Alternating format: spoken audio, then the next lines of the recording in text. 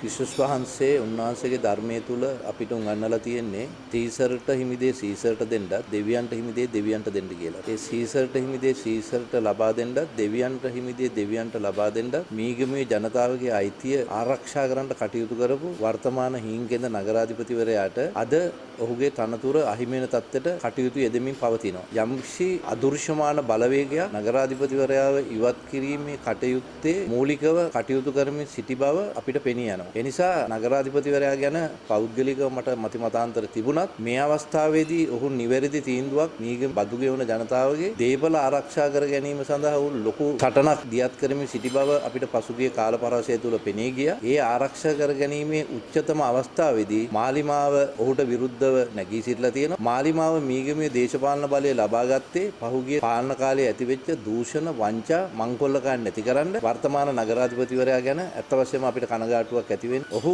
එඩිතරව අනිත් මන්ත්‍රීවරු ඔහුට කොයි මොන ආකාරයෙන් සහයෝගය දැක්වුවත් නමුත් ඔහු එඩිතරව ඔහු තීන්දුව අරගෙන ඒ මීගමේ බදු ගෙවන ජනතාවගේ අහිමි වෙමින් තිබිච්ච දේපල විශාල ප්‍රමාණයක් ආරක්ෂා කර ගැනීම සඳහා ඔහු තනියම සටන් කෙරුවා. ඒ සටනේ අවසාන ප්‍රතිඵලය වූයේ දෘශ්‍යමාන හස්තයක ඉල්ලීම මත නගරාධිපතිවරයාව ඉවත් කිරීමට මේ වෙද්දි කටයුතු සිදු කරලා තියෙනවා කියන එක තමයි අපිට පෙනී යන්නේ.